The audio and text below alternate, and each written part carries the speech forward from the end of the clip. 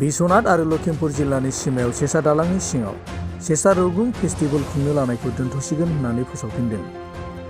बिश्वनाथ आरो लखिमपुर जिल्लानि सिमायाव बिक्रमपुर ओनसोलनि सिङाव थानाय सेसा दालांनि सिङाव 19 फेब्रुवारिनिफ्राय जानो गोनां जिसे दिननि थाखाय सेसा रुगुं फेस्टिभेल खुंनो लानायखौ दोनथ'सिगोन होननानै फोसावफिनबाय। बे फेस्टिभेलखौ दुलाराय बर' फरायसा आफाद, आबोब, एनडिबिपि आरो साहित्य सभानि आफादफ्रा गोख्रोङै लाइजामनि गेजेरजों बन्द' खालामनायनि दाबि खालामो आरो फेस्टिभेल खुंनो लानाय मावनायफोरखौ जायगायाव फैनानै गोख्रोङै बादा होफैदों। आफादनि गेदेमाफोरजों लोगोसे गामिनि रायजो राजाफ्रा सेसा फेस्टिभेल जिथु खुंनो लानाय बेखौ अलरेडि उइथड्रन होननानै आङो लिरनो हाबाय आंनिफ्राय। आङो सिगाङाव आं हारसिंल'मोन नालाय, आं एडभाइजार हिसाबै आंनि माइसेल्फ आंनिफ्राय कमेन्टखौ अपिनियनखौ होबाय, बेखौ आं डिक्लेयार खालामनो हाबाय।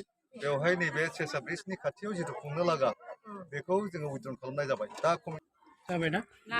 खुलुमबाय, आं कृष्ण बसुमतारी। जों जे बे सेसा रुगुं फेस्टिभेल खुंनो आखायाव लादोंमोन 19 फेब्रुवारिनिफ्राय 1 मार्चसिम। ओमफ्राय बेयाव कालचारनि सेक्रेटारि हिसाबै दंमोन। ओमफ्राय मैयासो जोङो माखासे मिडिया बिथांमोनखौ लेंहरनानै मोनसे प्रेस खुंनाय जादोंमोन। ओमफ्राय बेयाव माखासे बाथ्राखौ आङो इनफरमेसनखौ मोनलायदिया। आं बेनि जाहोनाव आङो कमिटिनि जानानै आं माखासे बाथ्राखौ बुंफ्रांबाय।